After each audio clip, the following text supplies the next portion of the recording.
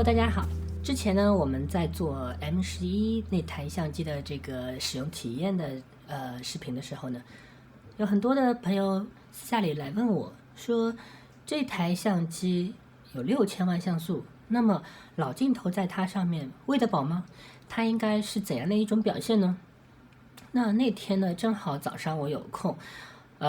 在所有的店铺没有开门的时候呢，我去前滩太古里转了一下，在那边吃了个早饭，然后楼上楼下的跑了一圈。我用手里的 M11，以及带了几只老镜头呢，就特地的去测试了一下。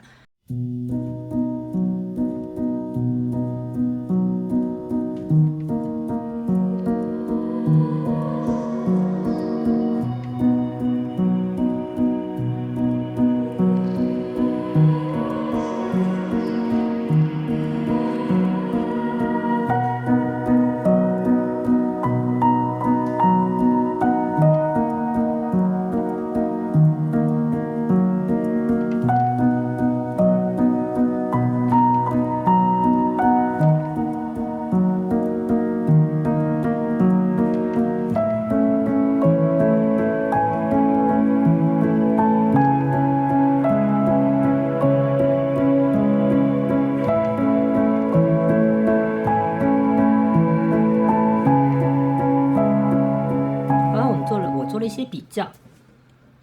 都是用6000万像素去拍，比较常见的这个日用的这个场景，然后3支镜头在M11上面各自有怎样的表现？那这里呢，我给大家做一个分享。Lightroom 的图库里面，这些照片呢都是当天我在前滩太古里用 M11随手拍的，而且都是用 RAW 的 DNG 格式，直接输入到图库里。大家现在看到的这个照片呢，都是它原始的 DNG 的这个表现，所以呢没有经过任何的这个修饰和调整哈，大家可以看一下这几张照片呢，我基本上都是在用6000万像素的 DNG 格式来拍。本来呢，我想测试一下老镜头是不是可以在其他几个像素上的表现，但是发现没有什么意义啊。我们只关心6000万像素是不是能够喂饱老镜头。总的来说呢，我觉得基本上还是可以的。那么我们先来看一下这一组黄颜色的这个相片呢，是这个用青梅玉拍的。那青梅玉呢，因为它相对来说还是比较现代一点，所以总体而言呢，还是非常的令人舒服。它的成像呢还是可圈可点啊，包括在细节表现方面，其实我觉得大家看这个帽子，它其实里面的这个字儿啊，其实也是已经非常明确了啊，很看得清楚。这边的这个成像能力也是非常的好。然后呢，在边缘呢，实际上也是可以的啊。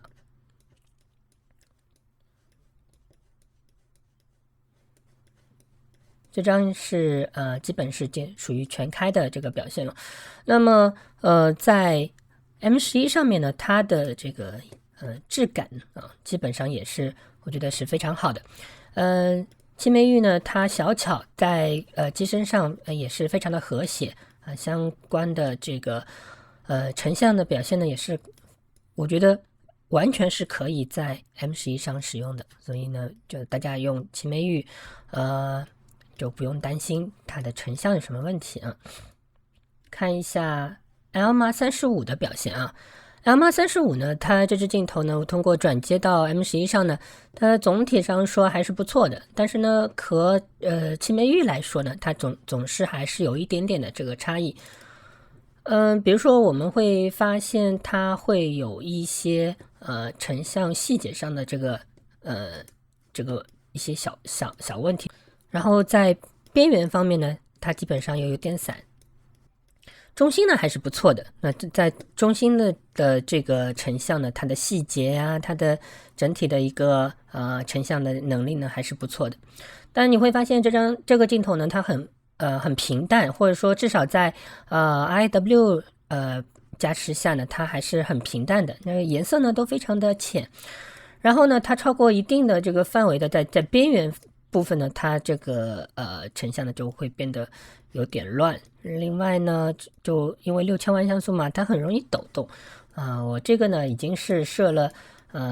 4倍的这个快门速度了，其实还是会有一些抖动哈。这个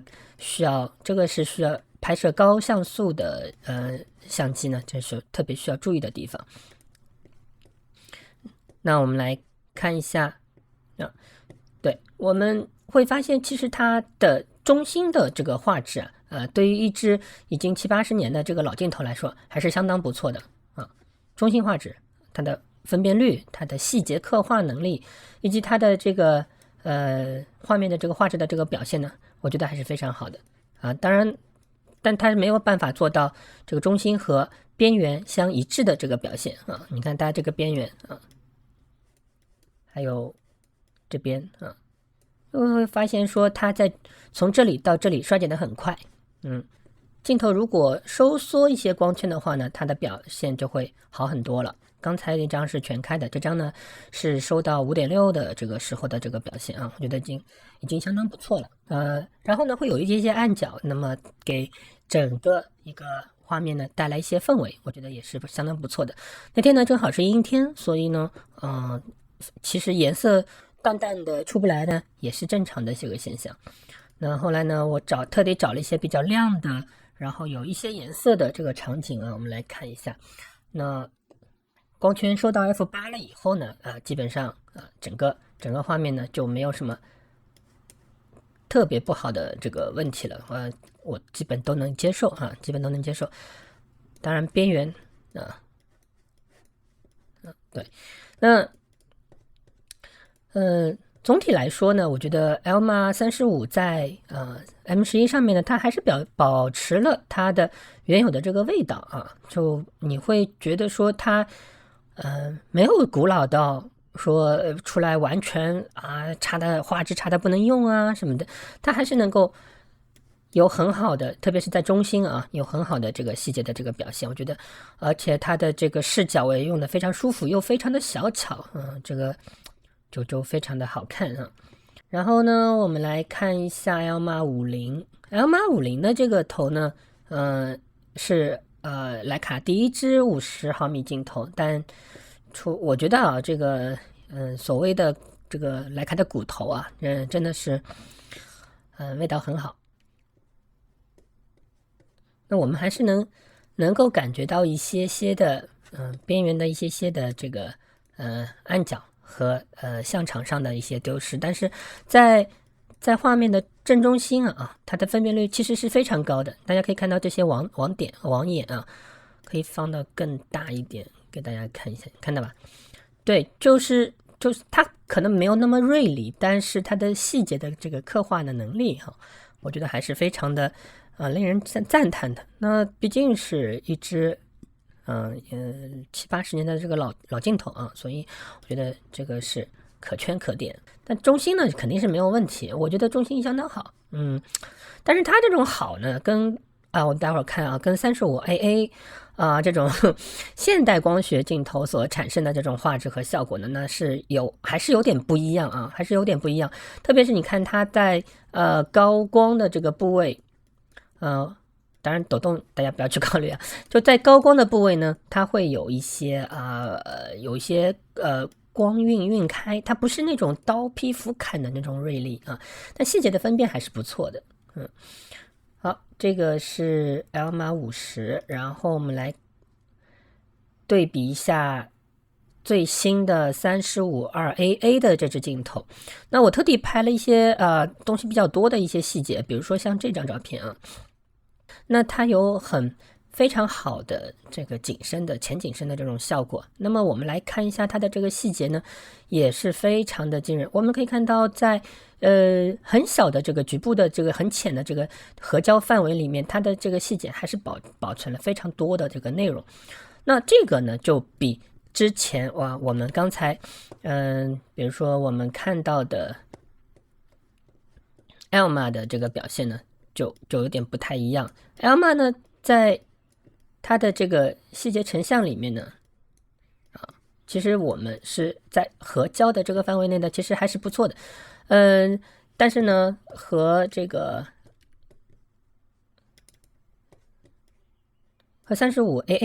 比起来呢，它对于细节的一些刻画呀，很明显 AA 会更好一点，它又会有更强的这个细节刻画能力啊。我们即便把它放得很大，你也能看清楚它里面的这种脉络啊。然后当然更别提它有很近的这个对焦能力啊，0.3米的这个对焦能力。拍照片呢，其实并不完全是为了这些细节，有时候呢，氛围的表达和渲染呢，也是非常的这个重要啊。所以我觉得其实各有千秋。352AA 呢有非常强的这个表达和刻画的这个能力，但是呢，在氛围营造方面啊。就我觉得几支老镜头呢，其实并不输给现代的那些镜头啊。相反，如果你比较迷恋这些老镜头的话呢，我觉得大家可以去尝试一下，就不要去纠结说这个喂不饱。那我觉得CMOS 的感光器材它应该是为我们的这个氛围表达和情绪表达做服务的。如果你想有一些比较古老的那种古早感或者说有一些比较多的情绪方面的这个想法的话呢，老镜头会给你带来不同的一种感受，而新镜头呢，它就像一只显微镜一样，就是它什么都能看清楚啊。那反而有时候呢，太清楚了呢，就失去了一些距离美、朦胧美啊。这个呢是见仁见智的，有些时候我们有些题材就是需要清晰的刻画能力，但有的时候呢，我就是不想拍的很清晰啊。这个呢是每个人的这个想法，并不是所有的照片越清晰越好。那有时候太清晰的时候呢，我想表达的一些情绪和观感呢就没有了所以会给到大家一些参考。那总的来说呢，我感觉的确从画质，从锐度，从结像能力、表现能力，它的边缘像场的表现以及郊外等等的，那老镜头的整体的这个以现在的眼光的这个评价呢，它肯定是不如新镜头的。352AA 这支镜头呢，它定义了徕卡最高的这个画质标准。那七枚玉呢，在 M11 上面呢，其实表现的也不错。我不觉得它有什么就是比较差的地方，而且真的是做到了非常均衡的一种表现啊。Elma 两支镜头呢，那是70-80年之前的这个老镜头，而且我这两支镜头呢也是没有镀膜的。那所以呢，在 M11 上的这个表现呢，它还是表现出那些老白头的一些特质啊。所以呢，我不觉得Elma 在 M11 上的表现很糟糕，相反，它还是表达出了一些它的那些古早的味道。那么在6000万像素的这个加持下呢，我们可以看到它有很多的这个细节，其实表现的还是不错的然后它的这个，特别是那些质感那些材质，那些空气的氛围等等，我觉得还是非常满意的。当然那天呢，因为天气不好，所以呢，我把这些照片呢全部做成了黑白，然后呢，用 Nikon 的 Silver Effect Pro 3这个插件呢，做了一些后期的这个处理啊。